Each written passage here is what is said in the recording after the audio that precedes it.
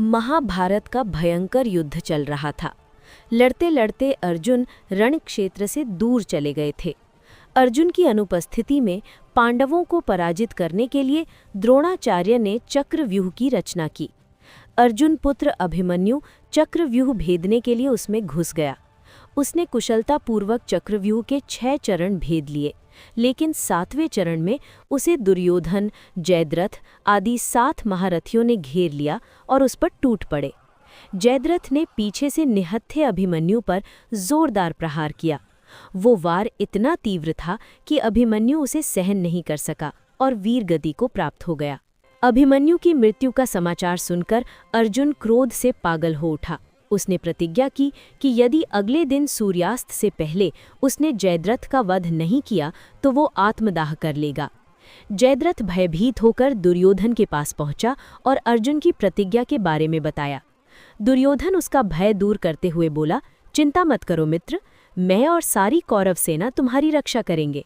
अर्जुन कल तुम तक नहीं पहुंच पाएगा, उसे आत्मदाह करना पड़ेगा। अगले दिन युद्ध शुरू हुआ। अर्जुन की आंखें जयद्रथ को ढूंढ रही थी, किंतु वो कहीं नहीं मिला। दिन बीतने लगा। धीरे धीरे अर्जुन की निराशा बढ़ती गई। ये देख श्री कृष्ण बोले, पार्थ, समय बीत रहा है और कौरव सेना ने जयद्रथ को रक्षा कवच में घेर रखा है। अतः तुम शीघ्रता से कौरव सेना का संहार करते हुए अपने लक्ष्य की ओर बढ़ो। ये सुनकर अर्जुन का उत्साह बढ़ा और वो जोश से लड़ने लगे, लेकिन जयद्रथ तक पहुंचना मुश्किल था। संध्या होने वाली थी। तब श्री कृष्ण ने अपनी माया फैला दी। इसके फलस्वरूप सूर्य बादलों में छिप गया और संध्या का भ्रम उत्पन्न हो गया।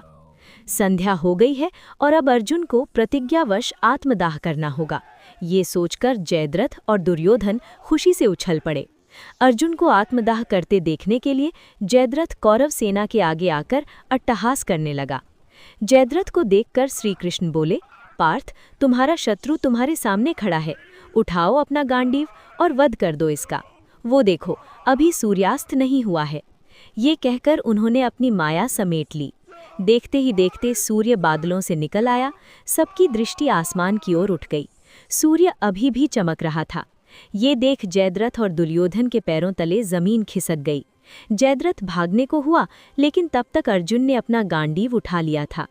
तभी श्री कृष्ण चेतावनी देते हुए बोले, हे अर्जुन, जयद्रथ के पिता ने इसे वरदान दिया था कि जो इसका मस्तक जमीन पर गिराएगा उसका मस्तक भी 100 टुकड़ों में विभक्त हो जाएगा। इसलिए यदि इसका सिर जमीन पर गिरा तो तुम्हारे सिर के भी 100 टुकड़े हो जाएंगे। हे पार्थ, उत्तर दिशा में यहाँ से 100 योजन की दूरी पर जयद्रथ का पिता तप कर रहा है। तुम इसका मस्तक ऐसे काटो कि वो इसके पिता की गोद में जाकर गिरे।